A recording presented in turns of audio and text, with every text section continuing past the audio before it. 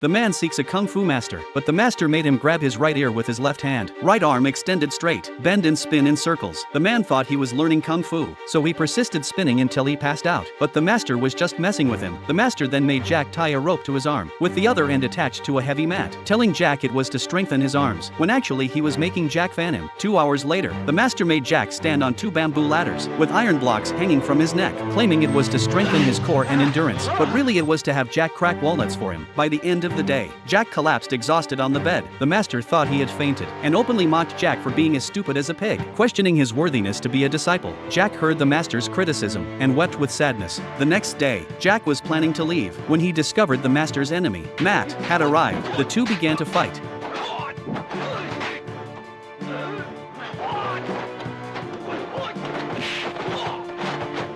Matt's fighting technique not only tore the master's pants to shreds, but also pinned him down in humiliation. Just as Matt was about to kill the master, Jack dove in to shield the master, immediately suffering serious injuries. Matt was startled by Jack's sudden intervention.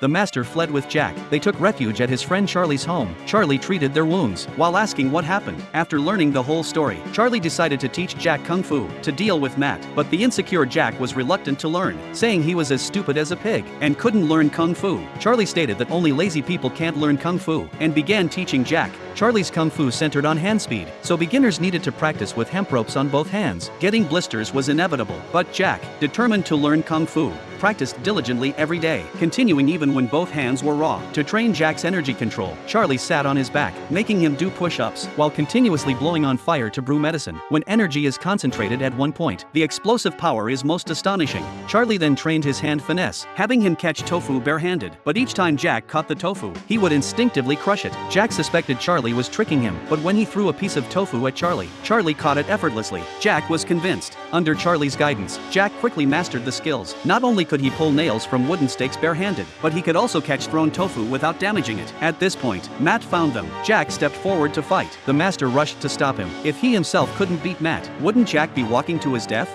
Jack ignored the master's objections, and began fighting with Matt. Matt's attacks were fast, but Jack's were faster. While blocking Matt's attacks, he counterattacked simultaneously, from defensive to offensive. Charlie's techniques came like a violent storm, leaving Matt breathless, forcing him to focus solely on defense. After half an hour of fighting, Matt's stamina was depleted, his attacks becoming slower, while Jack grew more energized. Seizing Matt's weakness, he killed him with one punch. Jack successfully proved that natural talent is not the only path to success. Hard work can sometimes compensate for lack of talent.